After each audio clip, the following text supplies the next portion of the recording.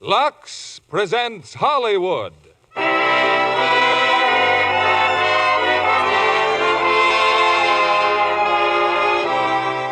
Lever Brothers Company, the makers of Lux Toilet Soap, bring you the Lux Radio Theatre, starring Joseph Cotten, Valli, and Louis Jourdan in The Paradine Case.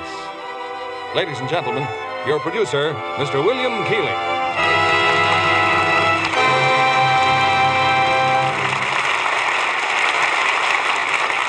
Greetings from Hollywood, ladies and gentlemen. The cosmopolitan touch brings distinction to the Lux Radio Theatre tonight with three great stars from as many nations. First, there's one of our top American favorites, Joseph Cotten. And joining him are two of David O. Selznick's most important discoveries, the lovely and talented Valli from Italy, and from France, the accomplished Louis Jourdan. The play which stars these three together is Mr. Selznick's 10th dramatic hit of the current screen, The Paradine Case, which adds to the international flavor with its highly emotional setting of a London murder trial. And there's another international favorite involved in this production, too. That's Lux Toilet Soap. For wherever beautiful women are found, in Hollywood and all over the world, they've chosen Lux Soap Care to guard that beauty. It's curtain time now for The Paradine Case, and here's the first act, starring Joseph Cotten as Tony Keene, Valli as Mrs. Paradine, and Louis Jourdan as Latour.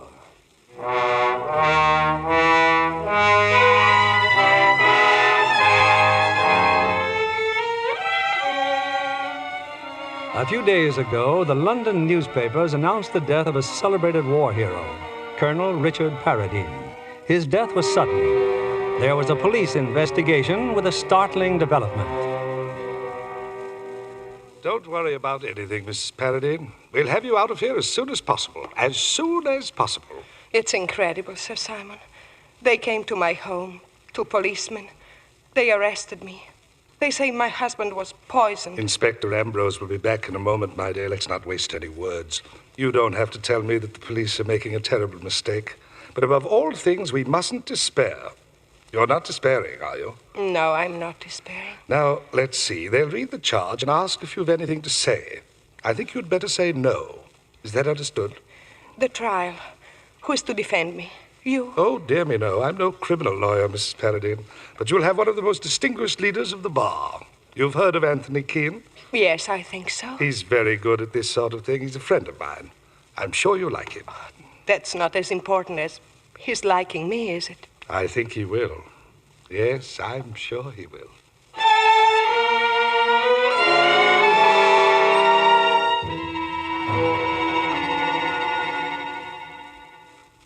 Tony, what's the matter, dear? You're miles away. Just been thinking, Gay. That case Simmy wants me to take Mrs. Paradine. I don't believe she did it, Tony. Nice people just don't go about murdering other nice people. So you think she's nice? A photograph looks nice. A little too beautiful, maybe, but anyone who wasn't nice wouldn't have married a blind man, even though he was so rich. Nice people never murder their husbands, It's amazing that 11 years of wedlock with an incurable realist hasn't altered a single one of your lovely delusions about nice people. But you've changed, Tony. Have I? 11 years ago, you wouldn't have taken on this Paradine case. That's nonsense. I never turned down a thumping big fee then any more than now. You still love me, though. A little. Come here. I'm not really mental, you know, not entirely. But, darling, Simmy and Judy, they're coming for Now, dinner. who's the realist now? Tony, you are taking the case, aren't you? I suppose so. I'm meeting her tomorrow with Simmy. I'll await this.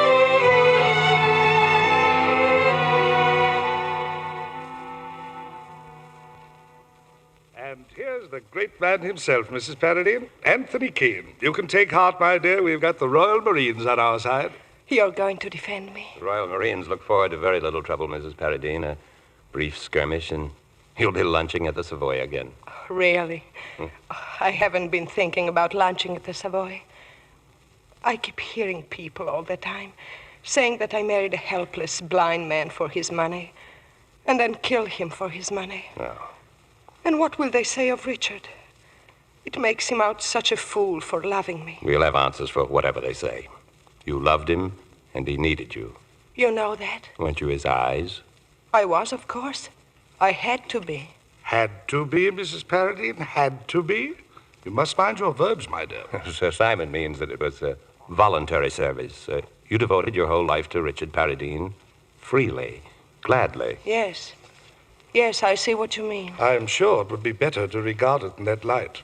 Now, I don't know, Mrs. Paradine, whether or not Mr. Keene intends to put you in the witness box, but if he does... I don't think we need trouble, Mrs. Paradine, with all that just now, Simmy. When will I see you again? Just as soon as I've gone over the details with Sir Simon. You've told him everything we should know.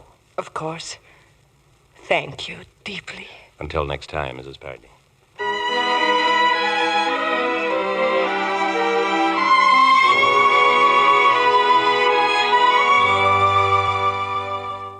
Aren't you coming to bed, darling? A little while, Gay. Did you see Mrs. Paradine today? Mm-hmm. What's she like? Strangely attractive. Oh, I'm sure you'd think so anyway. Oh, no, I wouldn't. She's cost me too much. Cost you? Oh, of course, our anniversary and a trip I promised you. Why, we'll still make it, maybe before the case even comes to trial. But it's all right, darling. Gay, but honestly, I was thinking just today how much fun it would be to go to Italy. Italy? Huh. I thought we talked of Switzerland. I know, but, well, Italy somehow seems so much more colorful. We could go back to Venice, you know, get in a gondola. Oh, darling. Oh, what's so amusing? Nothing. I can't imagine anything more wonderful than being in a gondola, can we? Well, then. It's just that you're so transparent. What? And for such a devious kind of barrister, too. You're pretty devious yourself right now. Mrs. Paradine is strangely attractive. And isn't Italy colorful? So. Oh, of all the idiotic... I thought it might please you to know I can be jealous. You really think I'm interested in a woman who... Silly, of course you're not interested. And I'm glad you're not getting so old you can't admire an attractive woman. Well, I'd better get back to work. Trouble, dear? No, not exactly, but I thought Semmy would have a lot more information to give me. Well, can't she give it to you, Mrs. Paradine? Yes, of course. I'll see her in the morning. But I've told you, Mr. Keene, my past is of no concern to anyone but my husband and myself. And my husband is dead. Don't you understand, Mrs. Paradine? The prosecution always tries to tear down the character of the defendant. Naturally, I wouldn't like them to have the advantage of me. You think they may discover something? Well, if there is anything to discover, at least anything that you think might be embarrassing. Mrs. Paradine, it's essential that I have your cooperation. Forgive me if I've been difficult. It will not shock you, I assume, to learn that I am a woman who, what would you say, a woman who has seen a great deal of life. Please, don't mistake my persistence for any lack of sympathy. When I was still in school at Naples, it began. I ran away with a man. He was much older, of course, rich. He took advantage of your youth. He was married, respected. I took advantage of him. Then as suddenly as it began, it ended. He wearied of me, I wearied of him. What difference does it make? There were others? Of course there were others. We cannot hide these things. You said we cannot hide them, Mr. Keene. Let's drag them out. Let them hang me for the past and be done with it. No, you mustn't feel like that. We won't permit them to make anything of it. My poor husband. How he would have hated all this. He gave me his name, his fine name. He depended upon me to protect it. Well, he knew about you? I kept nothing from him. He was so good. He trusted me. We'll get you free, Mrs. Paradine. Trust me. I shall. And I do. You still have no idea of how your husband met his death. I've told you so many times. I don't know, Mr. Keene. I don't know.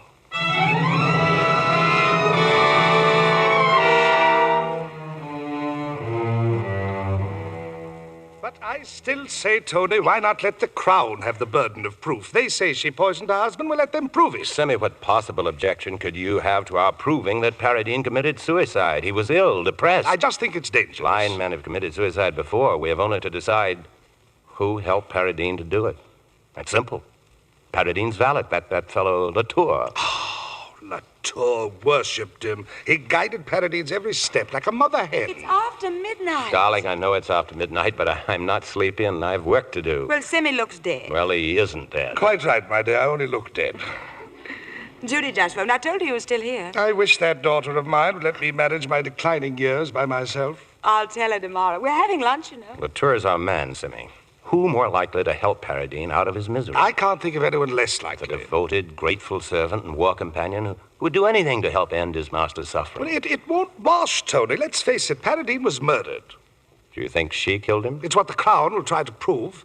We have to prepare ourselves to answer the Crown on Mrs. Paradine. I'll have the answer. With facts? Well, to begin with, we have the very obvious fact that Mrs. Paradine is not a murderess. Really? She's too fine a person.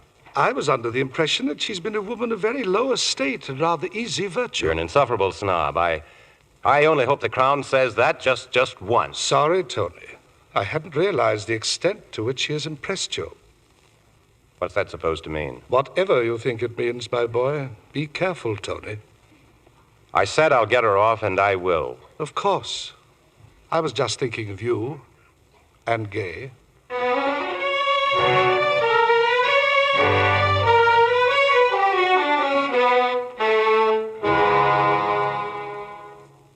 It's true, isn't it, Mrs. Paradine? Latour worshipped your husband. Yes, it's true. So if Colonel Paradine wanted to die, there was only one person he could turn to. Isn't that right? I wouldn't say that. Let Andre help him. Andre? You call him Andre, a valet? Excuse me, I'm not too well trained in the more subtle snobberies of your class. My class? I'm afraid you don't know me very well.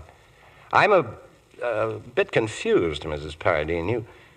You seem very eager to protect Latour from even suspicion of being involved. Well, this is impossible. You spoke as my rescuer. Talked of a brief skirmish, and Yes, so I did. Well, we'll drop Latour for the time being. And go on to what, Mr. Keene? I don't know exactly, but, well, we've time yet before the trial. I'll keep you well advised, Mrs. Paradine. Now, look here, Judy. Daughter or not, you've no right to... Oh, stop it, darling. You know I'm right. Now, why has Tony dropped the suicide angle and the valet? I didn't say he dropped it. He just wasn't able to talk Mrs. Paradine into it. Has he got a substitute? I don't know. He's going to Cumberland to investigate Hindley Hall. That's the Paradine country house. But Paradine died in London. And why would Hindley Hall be open? Well, it's not really open. There's just the housekeeper and... Look here, Judy. Is that handsome young valet there? Of course he is. Tony's going up there because he thinks there was something between Mrs. Paradine and Latour. Oh, absurd. Is it? Well, why are you looking so funny? Or did you have the same idea? And he's jealous. Oh, my heavens, Tony's jealous of that valet. Judy, of all the... Have you ever known Tony to visit any other client so often in jail? Tony's in love with his wife, and you know it. If he lets Gay down after all these years... Oh, go on. Leave me alone. The best men always end up with the worst women.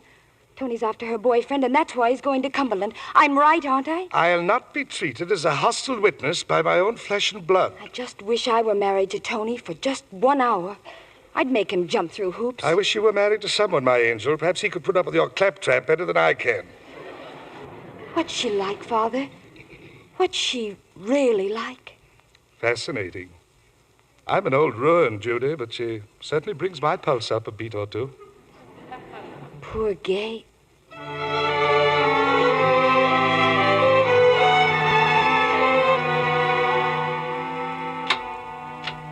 Still working, Tony?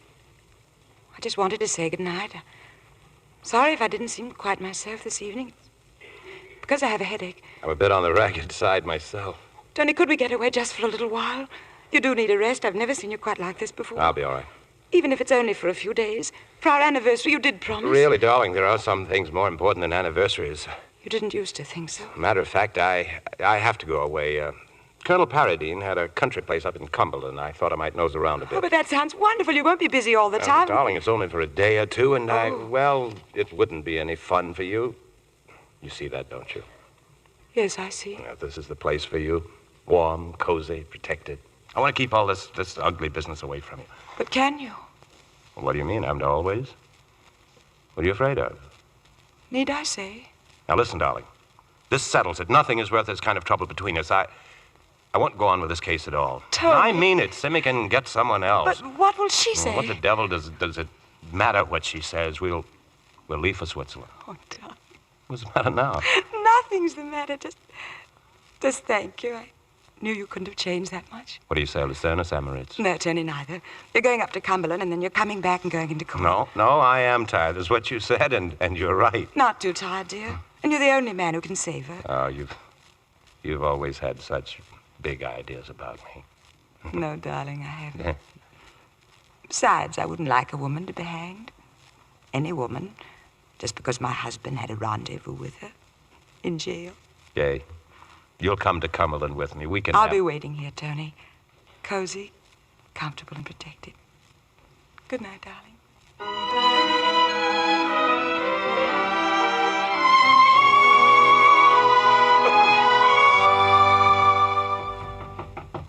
Yes?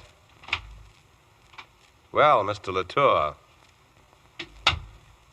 Can I have a word with you, Mr. Keene? Well, don't they announce callers at this inn? How did you know this was my room? I saw you come up from the lakeshore, and then this light went on.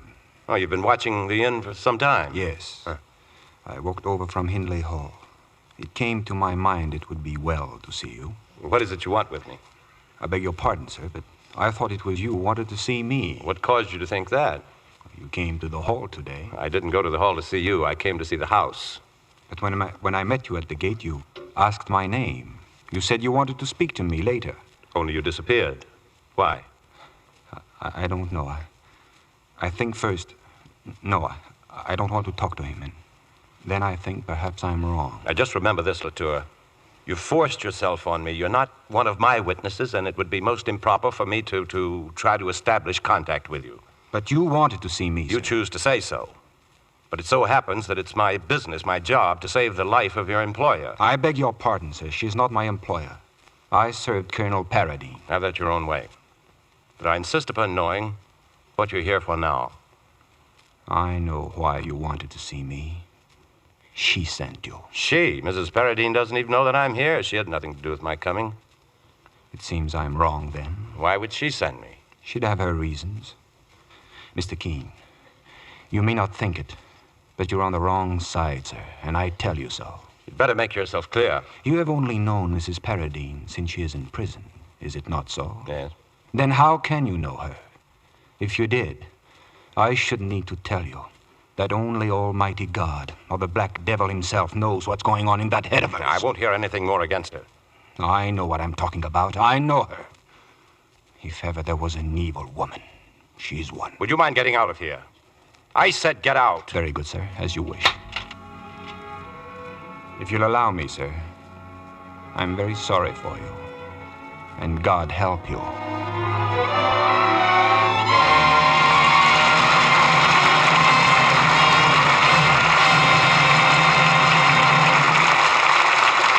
After an intermission, we'll bring you Act 2 of the Paradine case.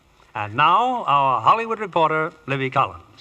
Who's in the limelight tonight, Libby? One of the best-known and best-liked stars in Hollywood, Mr. Keeley, Joan Crawford.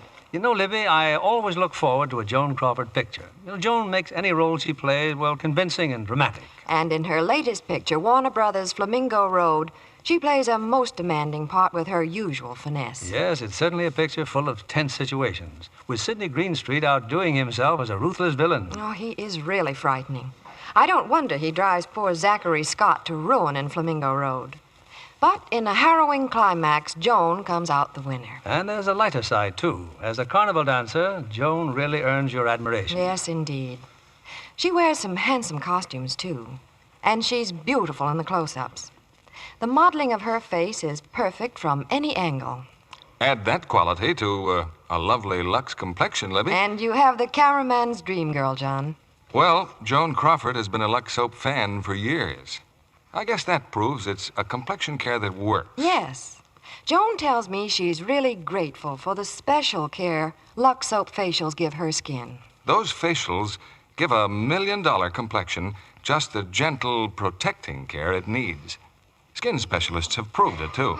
Tests showed in 3 out of 4 cases, skin became softer and smoother in a short time. No wonder this fragrant white soap with the delicate perfume is Hollywood's own beauty soap. So be sure to get some Lux toilet soap tomorrow. It's another fine product of Lever Brothers Company. Now, our producer, Mr. William Keeley. Act 2 of the Paradine case, starring Joseph Cotten as Tony Keene, Valli as Mrs. Paradine, and Louis Jourdain as Latour.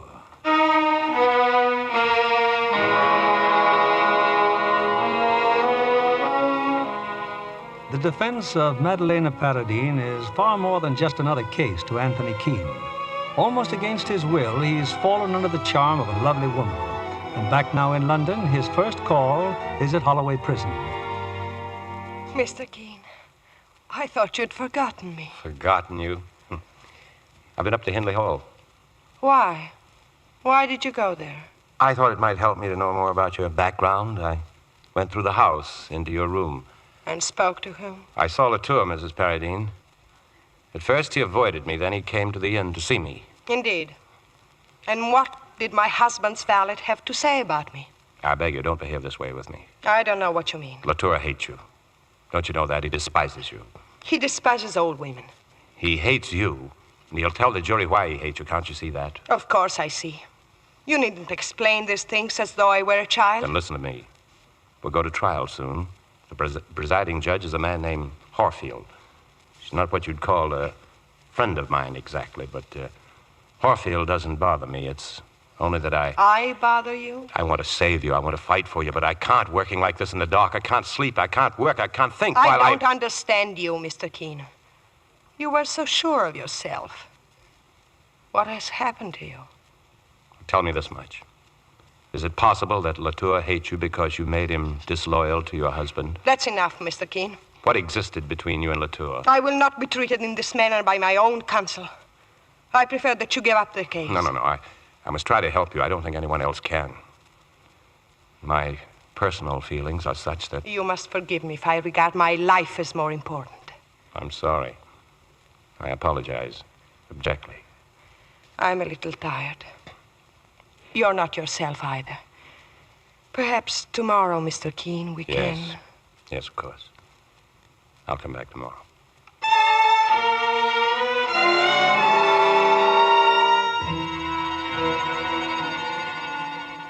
Tony? In here, dear. You're just in time for tea. Hello, darling. How was the journey? Oh, not very interesting. Tremendous estate. Rather what you'd expect, you know. The Lake District. Would you rather I didn't talk? What is it you want to know about Gay? Oh, you've been reading the newspaper. Mrs. Paradine's counsel visits her in jail. It's a good picture of you, darling. I suppose you hate her, don't you? I won't deny there have been moments these past weeks when I've wished the worst for her. It's not easy to face the thought of losing you. Gay, must Let you me make finish, dear. I've come to a conclusion. Conclusion? I want her to live. I hope she goes free.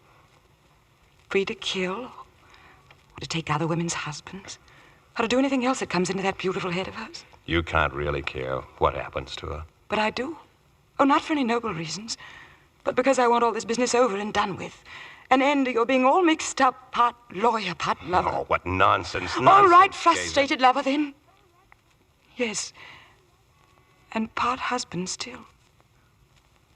Because you're not finished with me, Tony. You wouldn't have come back here if you were. I know the depth of your feeling for me. Okay, I'm counting on your feeling for me. All I ask is that she lives, so the fight can be an even one. Because if she dies, you're lost to me forever. You'll go on thinking you love her, imagining her as your great lost love. But you don't love her, Tony. No, you don't. There are lots of things I don't know, but there's one thing I know better than anyone else. I know you. I want you to win this case, Tony. I want you to get her free. I've made my speech. It's what comes of being married to a lawyer. I'll go up and change. I may win this case or lose it sooner than we thought. Oh? Trial has been moved up. But are you ready? Yes, I'm ready. We go to court the day after tomorrow.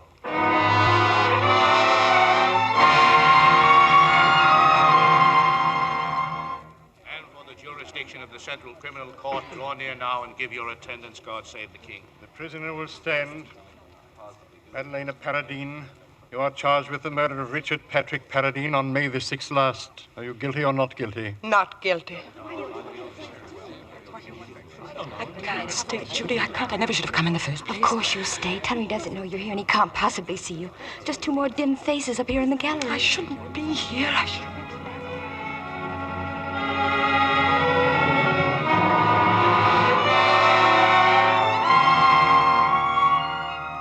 The prosecution will proceed. Thank you, Milord. It is a simple statement of fact that on the night of May 6th, Richard Paradine, a blind man, died as the result of a murderous dose of poison. We also know that earlier in the evening, a quarrel took place in which the participants were Mrs. Paradine, Colonel Paradine, and his faithful servant and comrade-in-arms, André Latour. Gentlemen of the jury, you are all probably aware of the Colonel's heroic character. One looks back upon his life with humility and pride. Suddenly, in the service of his country, he's doomed to darkness and the life of an invalid. It was then that he met and married the defendant. Outwardly, this woman was a model of patience. Heaven only knows what sultry fires were banked within, but she had patience. She could bide her time.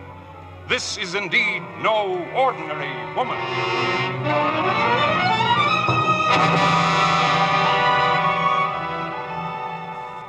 Defense may cross-examine if it wishes. Thank you, my lord. Now then, Mr. Larkin, as Colonel Paradine's butler, you served him dinner in his room, after which he asked for a glass of Burgundy wine at his bedside. Is that correct? Yes, sir. Did he usually drink Burgundy? It didn't agree with him, sir, but sometimes... Thank you, that is all. But if you're still implying that the master committed Please, suicide... I said that is all. Just a moment, Mr. Larkin. Yes, my lord. You told the jury that Colonel Paradine did not usually take Burgundy because it disagreed with him. Did he dislike Burgundy? Oh, no, my lord. On the contrary. He was very fond of Burgundy, but seldom dared take it. Yes, my lord. That is correct. Thank you. Well, Judge Horfield just killed Tony's point. How? What do you mean? By making it clear there was nothing so unusual about his drinking Burgundy. You will pardon me, Mr. Keene. I was anxious that the point should be clear. Thank you, my lord. I'm obliged to your lordship. Has the Crown any questions? No questions, my lord. Will the clerk call André Latour, please? Take the testament in your right hand, Mr. Latour, and repeat the oath. I swear by Almighty God that the evidence I shall give shall be the truth, the whole truth, and nothing but the truth. Your name? André Latour. You were born in Canada and served in the war with Colonel Paradine? Yes, sir. You won the Distinguished Conduct Medal and Bar for gallantry in the field? That is so, sir. At the time of Colonel Paradine's death, you were employed as his valet and confidential companion. You were very much attached to Colonel Paradine, were you not? He was the finest man I ever knew. Mr. Latour, at about 8 o'clock on the night of May 6th, you heard the service bell ringing. You went to the Colonel's room. You saw the Colonel and Mrs. Paradine facing each other. Is that correct? It is, sir. What happened then, Latour? Colonel Paradine was very angry with me. His exact words, if you please. He said, "Do I understand you're going to leave me now, when I need you the most?" So I asked him who told him such a thing. He said, "She did, Miss Paradine." Had you any intention of leaving him? No, sir. She just wanted to get rid of me. Did you remain in the room? No, sir. The Colonel ordered me to leave. Did you return to the room? Yes, sir. About an hour later. Now, listen carefully. Was Mrs. Paradine still in the room? She was in the hallway, outside. You're certain of that? I am. Is it your impression that the lady was passing directly from Colonel Paradine's bedroom to her own? Yes, sir. Your witness, Mr. Keene? Mr. Latour, just a point or two about the years you spent in Canada. I'm sorry, Mr. Keene, but the hour's getting late. We will adjourn until tomorrow morning at 10 o'clock. My lord, I should like to examine the witness. Mr. Keene, you shall have all the time you wish in the morning. Very well, my lord.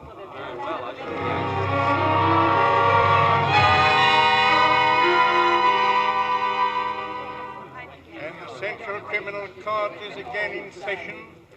What's the judge got against Tony, Gay? I don't know. Well, maybe he had a better breakfast this morning. Look, that's Latour down there.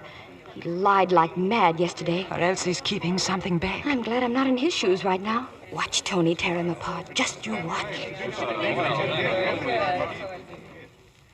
Now then, Mr. Latour, does the name Margaret Wells convey anything to you? Yes, sir. Well, what does it convey to you? No answer? Well, let me try to help your memory. I claim that some years ago in Canada, you were engaged to one Margaret Wells and that on your wedding day she rode off with a farmer named Albert Troop. That is finished. That is in the past. Your point may be relevant, Mr. Keene. Its relevance escapes me. My lord, I submit that the witness has shown an almost pathological bias against not only my client, but against all women. Mr. Keene, after seeing our handsome witness, I should be inclined to regard the young lady's behavior as pathological, not his. Mr. Latour, were you aware that Colonel Paradine made a will in which he left you £4,000? Well, it's a very simple question.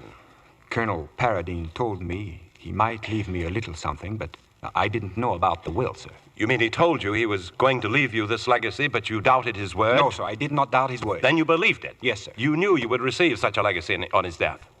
We never discussed it. I didn't think about it. Yes, sir, I knew. You don't remember very easily, do you, Latour? And did you or did you not repeatedly hear Colonel Paradine say that he wished to be dead? That he wished he was dead, sir? That he was sick of life and wished to be dead? He said a lot of things when he was angry about his blindness. I didn't take much notice. You didn't take much notice. Very well. Tell the court, please, exactly what happened at about 8 o'clock on the evening of May 6th. You want me to go over my evidence again? No, Latour, I do not want you to go over that evidence again. I charge that your evidence was a tissue of lies, that you were trying to cover up what really happened. There is another person in this court who was also there, who knows what happened. Remember that. What is your question, Mr. Keene? I asked Mr. Latour if he still wishes to swear that Mrs. Paradine invented a cock and bull story about his leaving the colonel's employ, and that this started the quarrel. Yes, sir, she did. It would be your word against her word against yours. Yes, sir, and so it was then with the colonel. So you're asking his lordship and the jury to believe that after your years of devoted service, Colonel Paradine had absolutely no faith in your word of honor? I put it to you, Latour, that your story is a pack of lies. Do you persist in it? If she says the contrary, she'd better... Well, what were you going to say? The witness will answer the question. I stick to what I said before. If you don't mind, Latour, did the butler tell you about putting the glass of Burgundy at the colonel's bedside? Yes. Well, was that unusual? Maybe so. No, maybe about it. Was it or wasn't it? It was, sir. And after he told you this, you went upstairs again? Yes. Why? I had no special reason, sir. Shortly before, the colonel had denounced you for deserting him, and yet you went upstairs for no special reason? I was unhappy about being on bad terms with him. I wished to make it up with him. Very well. You knocked at his door and went in? I did not go in. Why not? The colonel told me to go away. You have stated that you saw someone else in the hall. Yes, sir. Mrs. Paradine. And what was she doing? Going to her bedroom. Mrs. Paradine's bedroom was directly across the hall from Colonel Paradine's bedroom. Yes, sir. And when you saw Mrs. Paradine, did you know where she'd come from? No, sir. Not for certain. She might even have come out of her room, seen you, turned to go back? It is possible. But she could not have come out of the colonel's room without going around you or through you. Is that correct? Yes, sir. So, Mrs. Paradine went into her room and shut the door. What did you do? Nothing. I hung about for a minute or two. What was your purpose in hanging about for a minute or two? I just didn't know what to do, and then I decided to go downstairs. Have you ever seen anyone die by poison, Latour? No, sir. Any animal? No, sir. Wasn't there an old dog killed by poison at Hindley Hall about 2 years ago? Oh, I beg your pardon, sir. I almost forgot. So we've noticed. It was the colonel's old hunting dog. He was sick, so we put him away. You mean you put him away? Yes, sir. What poison did you use? I don't know, sir. You don't know? No, sir. We got the single dose from the vet. Don't persist in saying we. You mean you did. Yes, sir. A large dose? No, sir. Very small. And it acted very quickly? Yes, it did. I understand what he means to say. He's accusing me of poisoning my colonel, but I didn't. I must ask the witness to collect himself. But it's not true. I didn't do it. How could I? You are not on trial, Mr. Latour. It is quite unnecessary to make protestations of innocence concerning actions with which you have not been charged. And I think, Mr. Keene... My lord? I think this will be a convenient opportunity to adjourn. We will resume at 5 minutes past 2 o'clock. This court stands adjourned until 5 minutes past 2 o'clock. Well, Harfield's done it again, Sim. He stopped me in my tracks just when I had Latour where I wanted him. In one way, I'm glad he did. You know Latour never would... Tony, wait a minute. Where are you going? Well, this is Tony's morning, all right. It was terrible, Judy. Oh, but, darling, it's his job. Oh, come along, Gay. Let's get a bite to eat.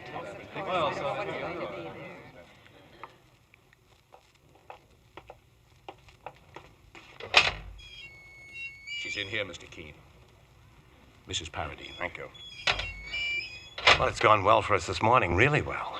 Has it? Well, surely you must know that.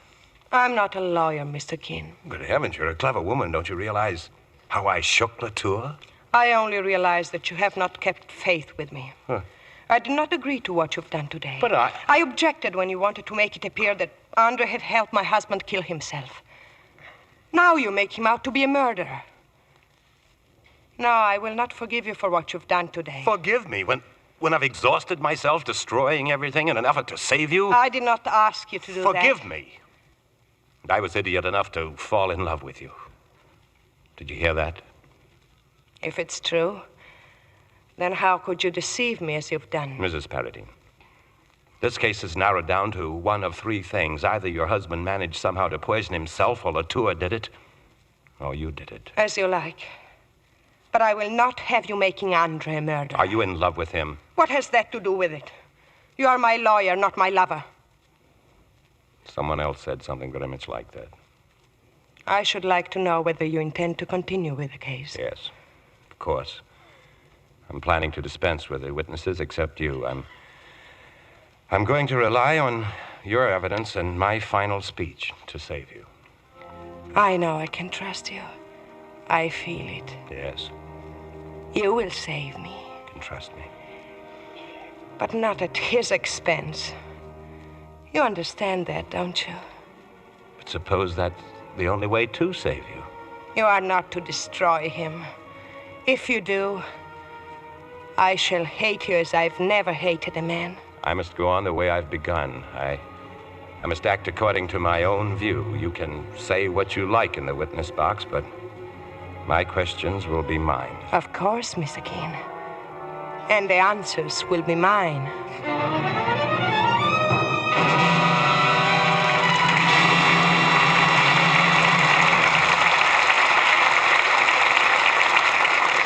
We pause now for station identification. This is CBS, the Columbia Broadcasting System.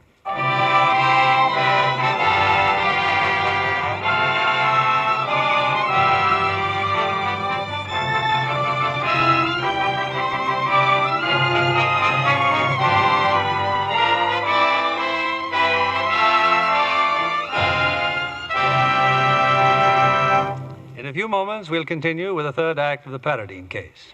Our guest this evening is Miss Joyce Mackenzie, young 20th Century Fox player. Has studio life turned out to be all you expected, Joyce? Every bit and more, Mr. Keeley. There's always something new and interesting going on. I'll never forget the fun it was to see Betty Grable doing her new picture, The Beautiful Blonde from Bashful Ben. The screen's #1 box office blonde. You know, it's Betty in a new kind of role. Yes, the picture's a riotous takeoff on a typical Western. Betty turns out to be a clever comedienne as a trigger-happy heroine of The Beautiful Blonde from Bashful Ben. With Rudy Valli and Cesar Romero as a pair of timid heroes. It's a grand piece of entertainment. You know, Mr. Keeley, I'd always admired Betty Grable's beauty on the screen. When I actually saw her, I was more impressed than ever. What do you think, Mr. Kennedy? Well, I felt the same way, Joyce, when Betty Grable was on our program 2 weeks ago. She's a winner, all right. And, I'm proud to say, one of our most enthusiastic Lux girls. I know, Mr. Kennedy. Betty Grable depends on Lux soap facials regularly for that delicate skin of hers. Betty told us when she was here that both her little daughters are Lux girls, too. What better recommendation for this gentle complexion soap? Personally, I find Lux toilet soap a wonderful beauty care. It really works. Thank you, Miss Joyce Mackenzie, for coming tonight. There's a reason, you know, why this fragrant white soap is the choice of 9 out of 10 screen stars. And that's why you should begin Lux Soap Beauty Care tomorrow.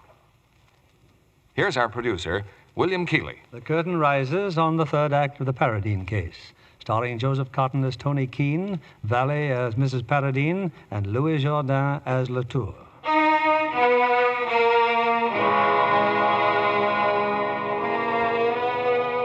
Back in the courtroom, the trial of Madalena Paradine resumes.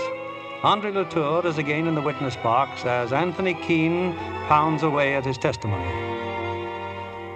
Answer the question, Latour. Did he discharge you? Did Colonel Paradine discharge you?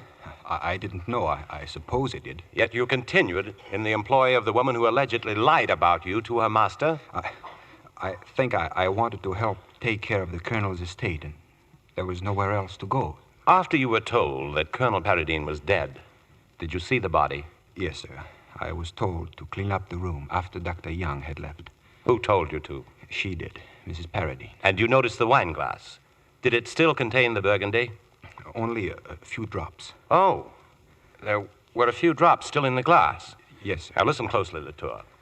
If you were told that the doctor had examined the glass and found it to be clean, that it had been washed and dried, would you still claim you saw a few drops remaining in the glass? Yes, I would. I would still say what I saw. When did you wash and dry that glass, Latour? I never touched the glass. I never touched it. Really, my lord, I must insist that the counsel for defense keep within bounds. I quite agree, Mr. Farrell, but I've been reluctant to interfere, knowing how Mr. Keene resents interruptions. May I continue, my lord?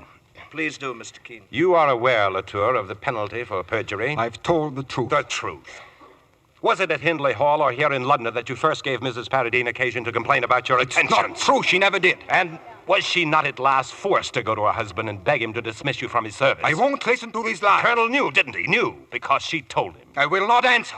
Because you don't want to admit that he trusted you and you betrayed him. No, I did not. She lied to you, and I hate her. Because she told her husband about you? No, she did not. He found out. At last.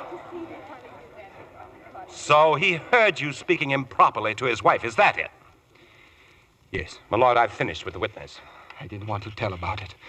I didn't want to hurt his good name. I said I was finished, Latour. It was she who dragged us both down. I hated every moment with her, but God forgive me. I couldn't help myself. My lord, this man is a confessed perjurer. Must the jury listen to this rubbish? Mr. Keene, this is not the first time you've been responsible for an over-emotional atmosphere in court. I cannot blame the witness for his behavior. May I be heard, my lord? You may.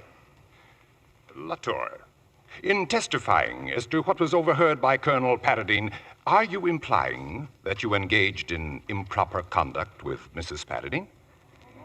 Yes. You know now what I did. I cannot live with the memory of what I've done. Did you avoid the truth because of your feelings about this woman? I lied because I didn't want the world to know what she was. His wife. My Colonel's wife. That is all, Latour. My lord, the prosecution has concluded its case. You have heard the Crown, Mr. Keene? I have, my lord. Members of the jury, the woman in the prisoner's dock is a foreigner, friendless and alone in a strange country, but a country, thank heaven, that has always prided itself on its passion for justice. I had fully intended to call before you numerous witnesses to speak of her character, of her self-sacrifice, a sacrifice made cheerfully by a beautiful woman, fascinating and still young, in order to bring the light of her affection into the life of a blind man. But after hearing the case for the Crown, we find so little to refute that we have decided to call no witnesses except the prisoner herself. I ask Madalena Paradine to go into the witness box. Hold the testament in your right hand and repeat the oath. I swear by Almighty God that the evidence I shall give shall be the truth, the whole truth, and nothing but the truth. What is your name? Madalena Paradine.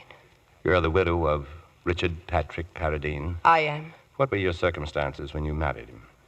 I was very poor. My life had been unpleasant and unattractive. Oh. Had you no fear of a lifetime with a blind man? Oh, I thought it a splendid opportunity. Opportunity? Yes, I thought. I will be his eyes. Did you find it difficult to care for a blind man? No. He was never unkind to you? Sometimes. But I understood. It was terrible for him, so helpless. It was easy to forgive him. On the night of your husband's death, a quarrel took place. Yes. Will you tell the jury, please, the cause of that quarrel? I had spoken to my husband about his valet, Latour. I asked my husband to find another place for him. Why?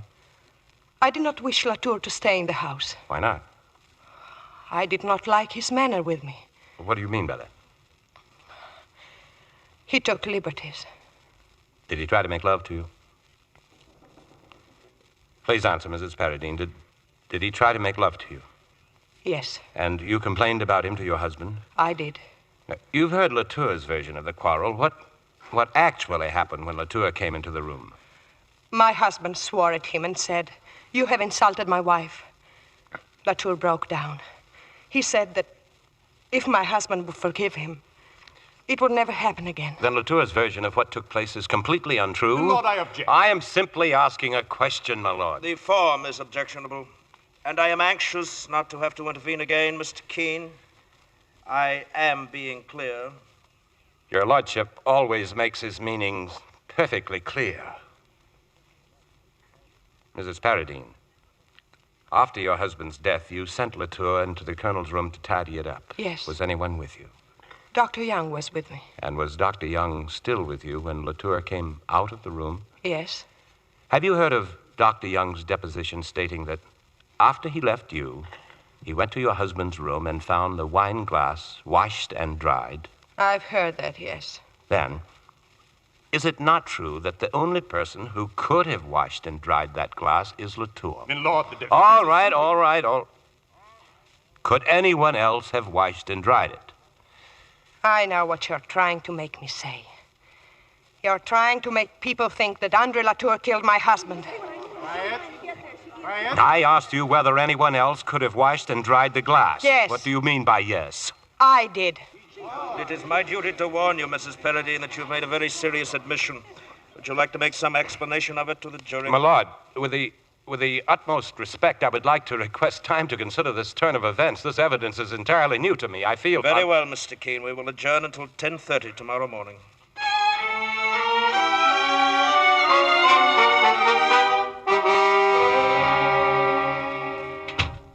Hello, Tony. Well, hello, Judy. Well, what are you looking so sad about? Oh, nothing. I was there today in court. Was Gay with you? Yes. Was that your idea? Yes. Oh, Gay's upstairs, Tony. Before you go up... Well? If Mrs. Paradine washed that wine If glass... she did wash that glass, it's because she knew that Latour killed Paradine, and if I had access to her while she's a witness, I'd make her say so tonight. And Latour's motive? He was in love with her. What about your motive, Tony? What do you mean? Well, you know, and I know, and Gay knows why it is that you think Latour's the murderer. You wouldn't have handled her that way in the witness box for any other reason. You treated her as though you were cross-examining a witness for the prosecution. Look here, Judy, I'll handle it. Oh, Tony, it's true. It's terribly true. Somebody's got to show you. You've got to save this woman for Gay's sake. If you'll let me alone, perhaps I still can. If you're left to your own devices, I'll bet you one thing. Mrs. Paradine will be done for, and your career along with it. And if it weren't for Gay, I'm not so sure I'd care.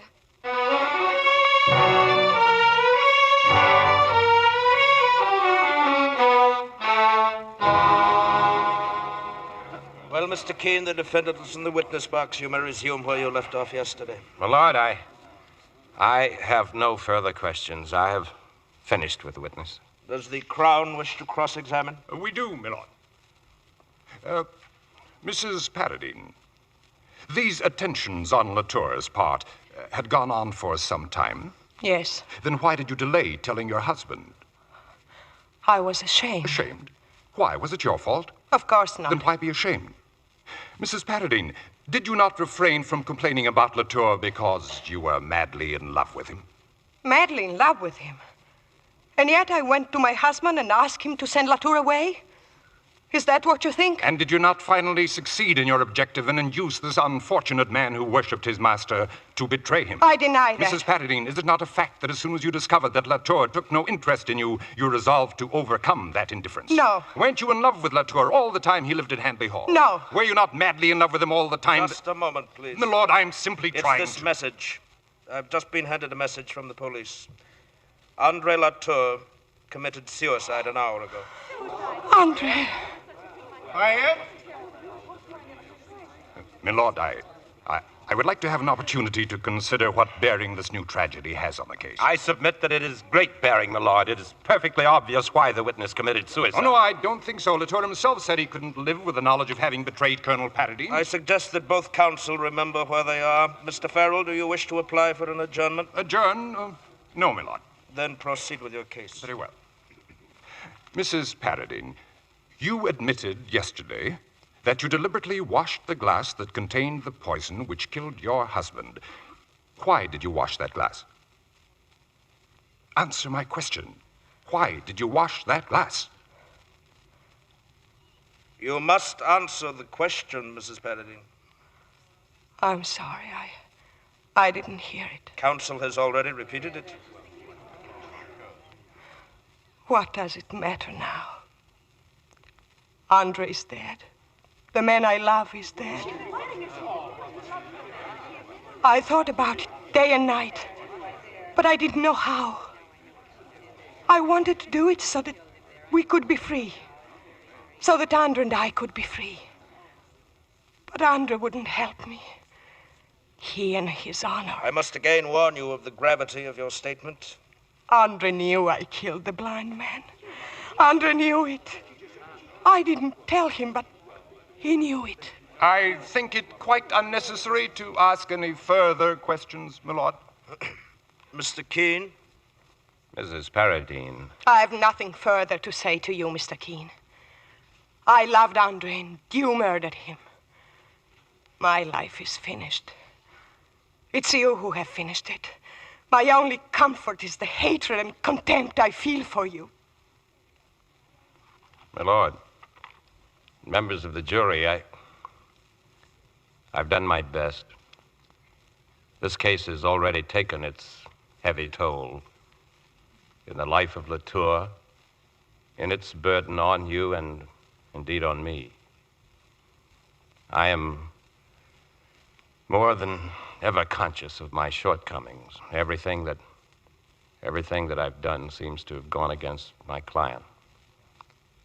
But you must not confuse my incompetence with any of the issues of the trial. Many things have become obscured. Many things have become obscured. My lord, I regret I cannot continue. I request your lordship's indulgence to let my friend, Sir Simon Flacker, take over the case.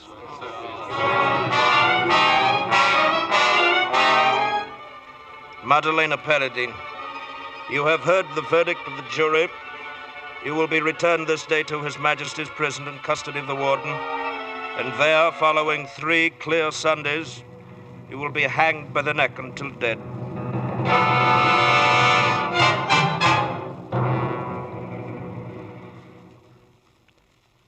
Simi, I'm sorry I'd noticed the time. It's almost morning. I wonder what the newspapers will say about our day in court. Yeah, they'll probably suggest that next time you place your confidence with more discretion. And they'll be right. I just don't know what happened to me today when she turned on me, when she said that, well, it doesn't matter now. I'll run along. Where are you going at this hour? Sit down, Tony. I do wish you'd at least telephone Gay. She must be worried to death. Worried for fear that I'll come home, you mean? No. The least I can do for Gay is to spare her the boring job of standing by me. Now listen, Tony, you're not as wise about everything as you may think. No. And you mustn't despair. If there's one thing I can't abide, it's despairing. What would you have me do after this? Hope for a high court judgeship? Oh, all this talk about giving up the law, poppycock. If I know anything about Gay, there's nothing at all she wants at this moment but Father? just... Judy, I thought you were asleep hours ago. Come here, dear. I wish you wouldn't constantly butt into matters that... Oh. There he is, my dear. Hello, Tony. Gay. What about having some breakfast? Thanks, but...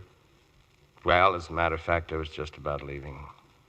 Tony, you really shouldn't have worried me like this. I suppose I should have known you'd be here with Simi. Tony, I was proud of you today. Proud? Yes, I was. Darling, it won't be easy. There'll be those who laugh at you. And I don't think the newspapers were very kind. The worst of all is what I've done to you. Tony, the most important moment in your life wasn't when you discovered what she was. It wasn't even when you had the courage to stand up there before the whole world and confess your mistakes. The most important moment... Look at me, Tony. The most important moment in your life is now. My husband is the most brilliant man I've ever known. You can throw away your career and become a beachcomber if that's what you want. Maybe that's not such a bad idea. Oh, darling, don't you understand? I want you back on the job just as fast as ever you can. And I hope you have a tough case. Very tough. So that it will take the best you have. Oh, darling. All your fancy ideas about me. I'll try, Kay. I'll try.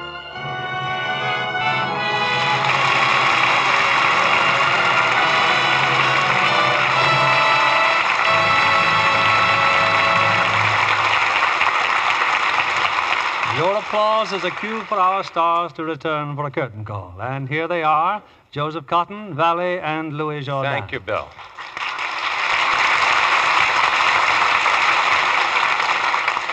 It's a great pleasure to be back. Oh, Joe, you must have seen some exciting things while you and Alida were making your picture in Vienna last winter. Well, Vienna's sort of an international hotspot right now. Did you have a chance to visit your home in Italy, Miss Valli? Yes, and of course, that was the biggest thrill of the trip for me. But you know, one thing that's still missing throughout most of Europe is an abundance of good soap. Like my favorite, for instance, Lux soap. Well, thanks for the tip. I'm going to Europe myself this summer, so I'll take plenty of Lux soap along. Louis, I hear you had a little excitement in New York recently when you were mobbed by the fans at the Broadway opening. Well, to be honest, the crowds were really gathered for the new Selznick picture, Portrait of Jenny. And I just happened to be there. Oh, by the way, Joe, I can assure you that you and Jennifer Jones have made a hit. Thank you very much, Louis. Bill, what have you lined up for next week? Next week, a fast-moving musical, Joe. It's the Warner Brothers hit, April Showers. And our stars are Jack Carson, Dorothy Lamour, and Robert Alda.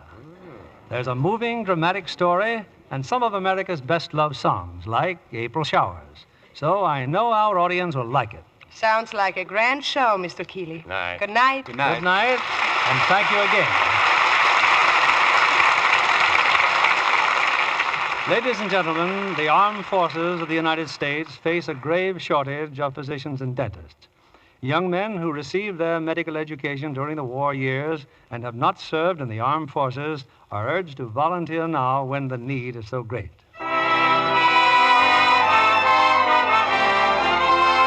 Lever Brothers Company, the makers of Lux Toilet Soap, join me in inviting you to be with us again next Monday evening when the Lux Radio Theatre presents Jack Carson, Dorothy Lamour, and Robert Alda in April Showers.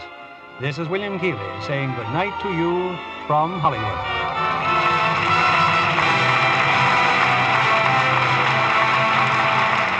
Heard in tonight's cast was Betty Lou Gerson as Gay. Our play was directed by S.H. Barnett, and our music was directed by Louis Silvers. This is your announcer, John Milton Kennedy, reminding you to join us again next Monday night to hear April Showers, starring Jack Carson, Dorothy Lamour, and Robert Alda.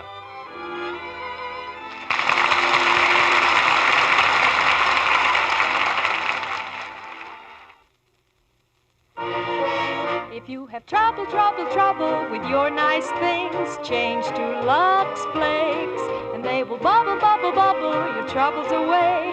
Keep nice things lovely longer, keep undies and stockings stronger. Let Lux bubble your troubles away. Be sure to listen next Monday night to the Lux Radio Theatre presentation of April Showers, starring Jack Carson, Dorothy Lamour, and Robert Alda. Stay tuned for My Friend Irma, which follows over these same stations. This is CBS, the Columbia Broadcasting System.